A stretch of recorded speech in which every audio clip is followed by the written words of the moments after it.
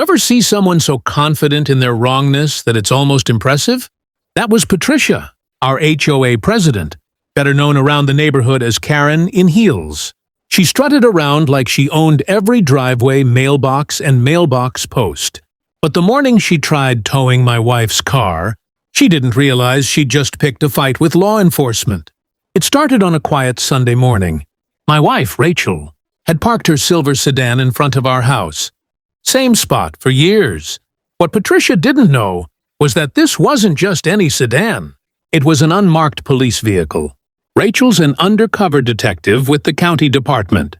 No decals, no tags, just government plates that only a trained eye would recognize. I was making coffee when I heard the screech of a tow truck outside. I stepped onto the porch and froze. Patricia was standing next to a bright orange. No parking. HOA Authority. Sign she must have planted 10 minutes earlier. A guy in greasy overalls was already hooking up Rachel's car. "Hey, what the hell do you think you're doing?" I shouted. Patricia turned, sunglasses low, chin high. "This vehicle is parked illegally. HOA rules clearly state." "HOA rules don't apply to public streets," I interrupted. She smirked. "Oh, I checked with my attorney." I nearly laughed. "Did your attorney happen to check the license plate?" She ignored me, waved at the tow driver, and said, "Take it. They can get it back after paying the fine.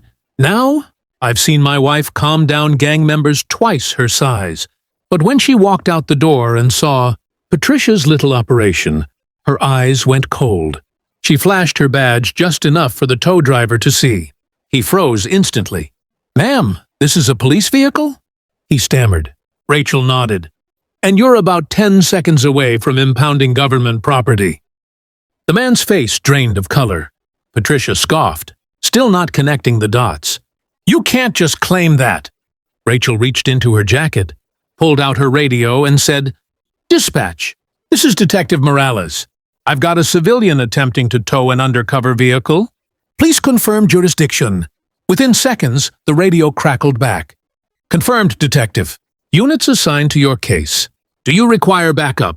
Patricia's sunglasses slipped down her nose. The tow driver quietly unhooked the car and muttered something about being tricked by the HOA again. Rachel folded her arms. "Patricia, you just interfered with a police vehicle. That's a federal offense." Her smug expression finally faltered. By Monday morning, word had spread faster than wildfire. Every neighbor, from Mr. Thompson down the block to the kid who sells lemonade on weekends, knew what happened, that Patricia, queen of the HOA, had nearly gotten arrested for towing a detective's car. But instead of apologizing, she doubled down. That evening, she called an emergency HOA meeting. Her goal? To address the misuse of law. Enforcement authority in a residential zone. Translation. She wanted revenge. Rachel and I decided to attend. We didn't plan on making a scene, just wanted to make sure Patricia didn't twist the truth. But when we walked into the community center, all eyes turned to us like we were the villains. Patricia stood at the front in her tailored blazer, holding a stack of printed flyers labeled "Abuse of Power in Oak Ridge Estates." She cleared her throat. "Neighbors, I called this meeting because I believe we must protect our community from intimidation tactics. No one, not even the police, is above HOA rules." The crowd murmured. Some nodded. Others exchanged uneasy glances. I could tell she'd rehearsed this speech in the mirror. Rachel leaned toward me and whispered, "This woman's unbelievable." I whispered back, "Let her dig her hole." Patricia continued, "Yesterday, an individual claiming to be a detective obstructed an HOA enforcement action. She used a fake badge and..." Rachel slammed her badge on the table. "Fake?" The room went silent. Patricia froze mid-sentence. Rachel stood, calm but firm. "Detective Rachel Morales, County Sheriff's Office. I'd be happy to verify with dispatch again. On speaker this time." Patricia's mouth opened and closed like a fish gasping for air.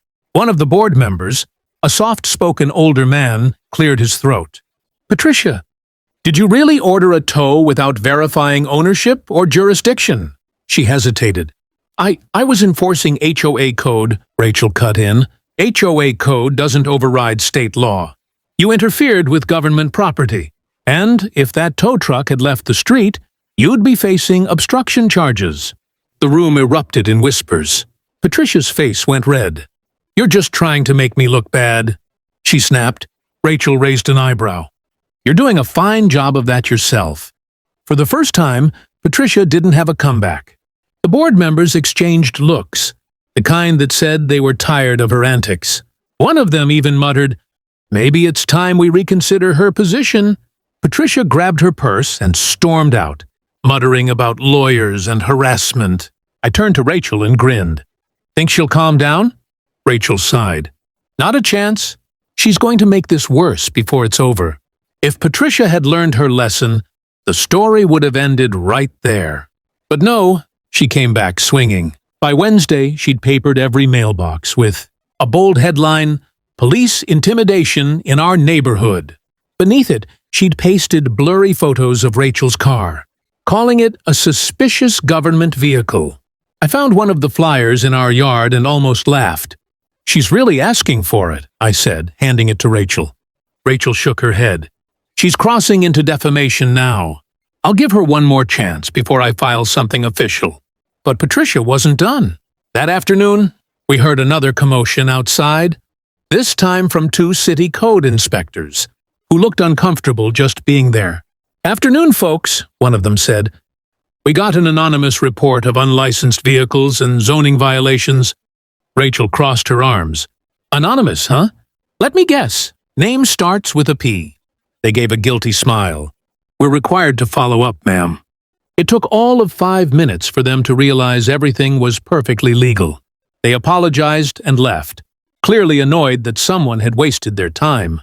But that's when Rachel's patience finally ran out.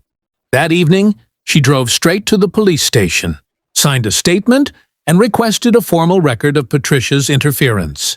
She didn't file charges yet, but she made sure there was a paper trail. The next morning, Patricia stormed down our driveway again, waving a clipboard. "You think you can intimidate me with your badge?" she shouted. "I've contacted the state HOA commission and—" Rachel calmly held up her phone. "You're being recorded, Patricia." Her voice faltered, but only for a second. "You're not allowed to film me." "Public property," Rachel said evenly. "You stepped off your HOA-issued soapbox the second you came onto my driveway." Patricia sputtered, her face red as a stop sign. "You'll regret this." Rachel just gave her a look I've seen only once before. The same look she gives suspects who've run out of excuses. "Patricia, you've already crossed every line. I'm done playing nice." That night, I watched as Rachel filled out a formal harassment complaint and sent copies to both the HOA board and the county attorney's office.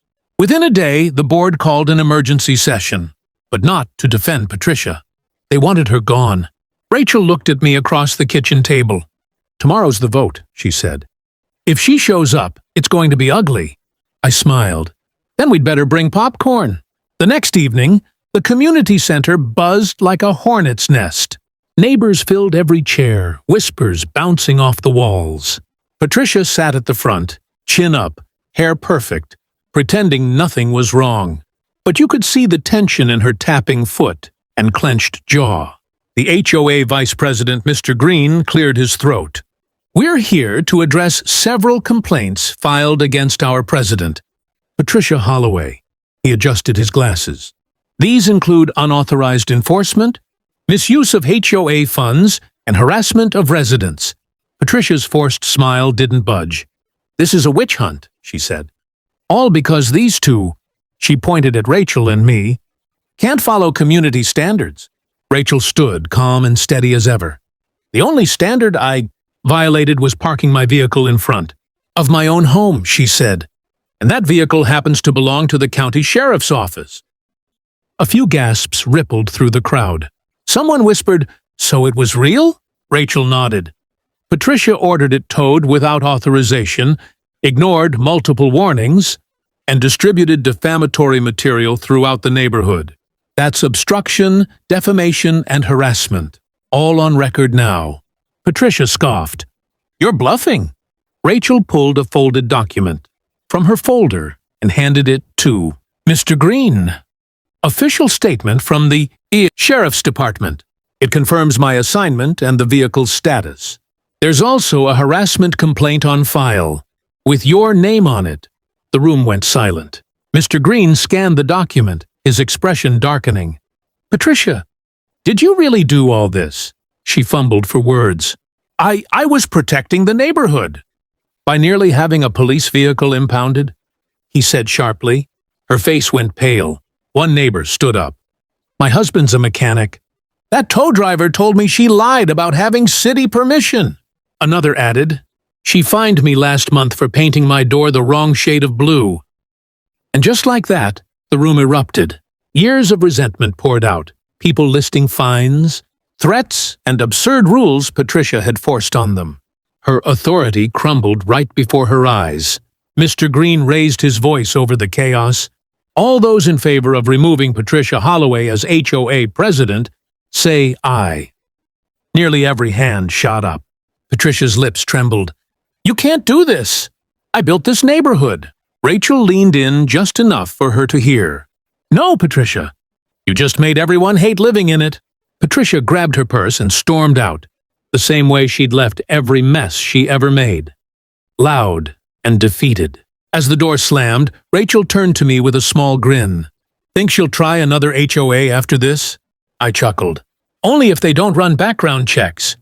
And just like that, Oak Ridge Estates finally had peace. No orange signs, no fake rules, and no queen left to enforce them. If that ending gave you chills, smash that like button, drop a comment telling me what you'd have done if Karen tried towing your car. And don't forget to subscribe for more real-life HOA revenge stories.